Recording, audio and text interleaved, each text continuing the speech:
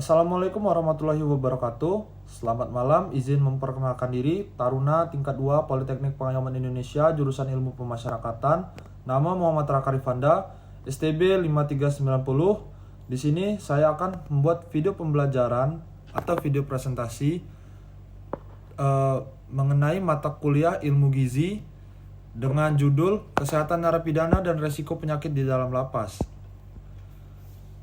Seperti yang kita ketahui, kesehatan di dalam lembaga pemasyarakatan seringkali luput dari perhatian. Padahal, lapas bukan hanya tempat menjalani hukuman, tetapi juga menjadi ruang hidup bagi banyak orang dengan berbagai kondisi kesehatan. Pada video ini, saya akan membahas satu kasus kesehatan yang terjadi di lapas terbuka kelas 2B Lombok Tengah, yang menunjukkan bagaimana penyakit menular dan penyakit kronis dapat berkembang secara bersamaan di dalam lapas. Pada tahun 2024, terdapat seorang narapidana berusia 38 tahun. Kita sebut saja R. Saat pertama kali masuk lapas, R tidak menjalani pemeriksaan kesehatan secara menyeluruh.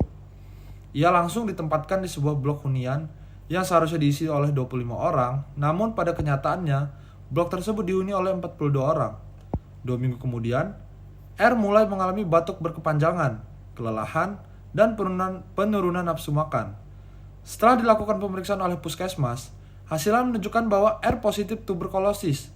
Selain itu, ditemukan juga dua narapidana dengan TB laten dan satu narapidana dengan TB aktif. Pada pemeriksaan yang sama, terungkap pula adanya narapidana dengan hipertensi dan kadar gula darah tinggi.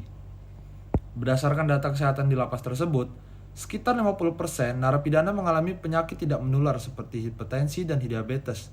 Sebanyak 35% menderita tuberkulosis, dan sekitar 15% terinfeksi HIV atau infeksi menular seksual. Data ini menunjukkan bahwa permasalahan kesehatan di dalam lapas tidak hanya berkaitan dengan penyakit menular, tetapi juga penyakit kronis yang memerlukan pengobatan jangka panjang.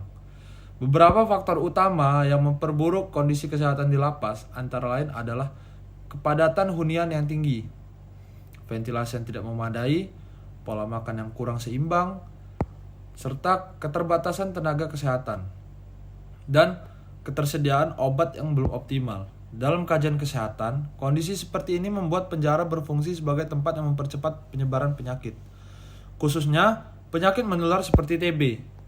Risiko ini tidak hanya mengancam narapidana, tetapi juga petugas lapas dan masyarakat di luar lapas ketika nanti narapidana kembali ke lingkungan sosial. Berikut beberapa langkah penting yang dapat dilakukan untuk memperbaiki kondisi ini adalah melakukan screening atau pemeriksaan kesehatan sejak hari pertama narapidana itu masuk lapas.